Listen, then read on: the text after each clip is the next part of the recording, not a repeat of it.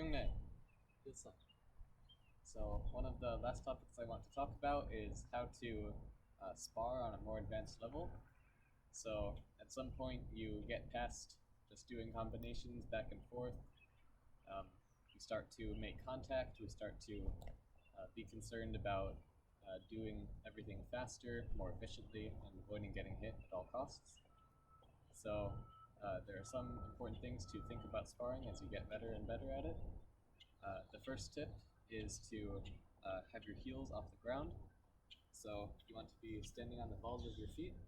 I know you can't quite tell, but I don't have my heels on the ground. And bouncing on the balls of my feet, I can move around. This helps me get around faster. If I'm flat-footed, I can't move quite as fast. So you can always be up on the balls of your feet. The second thing is to be using your knees. Say it's too hard to block. If you only need to move a little bit to avoid something, you can just move a little bit out of the way. So be able to move around to avoid techniques. Another thing is how you move.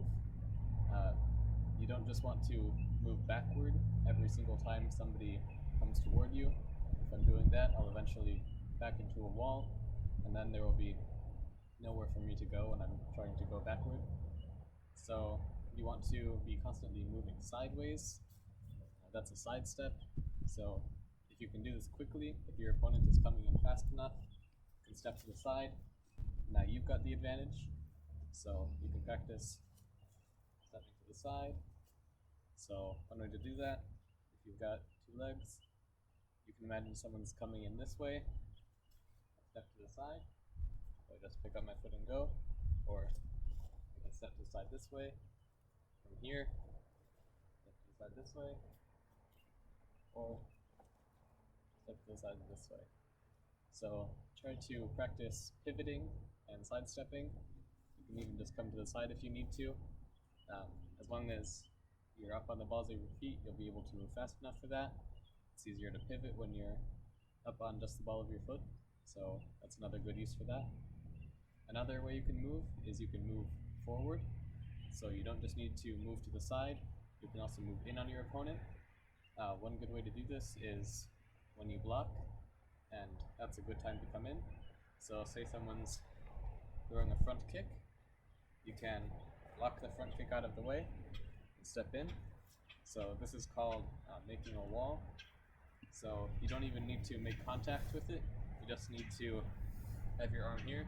So the kick is coming by here, I'm coming in like this, and now I'm close to my opponent, their leg is extended, they can't really do much, and that's when I can counter.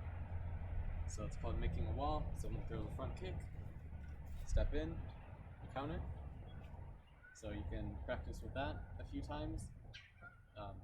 You can also start working on seeing techniques coming. So look for telegraphs. So if you have a partner who always takes a little step before a kick, so if I always step and kick, then if I see the step, I know that you're about to kick. So start watching for when your opponent does little things like that, called telegraphing, because that shows you when they're about to do something, and you can prepare to block. You also want to be good at knowing where to hit on your opponent. Say they have their hands up, you can't really hit anywhere. Maybe you throw something high section, brings up their guard, and then you can throw low section. So you should be able to make an opening. That's what it's called, making an opening. If your opponent is able to block everything, make them block something in one place, and then you can strike in the other place. So that's how you can get good at being able to hit your opponent even when they're blocking. And that also comes with good combinations. So as you get better and better with combinations, you can do the high, middle, low, if you remember. Things similar to that that'll help you move around your opponent's guard. So those are just a few ways to work on sparring with agility and being able to think about it. The thinking is the main part of sparring. That's the most important part. You can be great at Taekwondo, but unable to see what your opponent is doing, and that'll make you lose the fight. So whoever's best at doing it mentally, that's the person who wins. So when you practice, you can practice all those things, coming in, practice being on the balls of your feet, moving quickly, things like that. You can also do shadow boxing.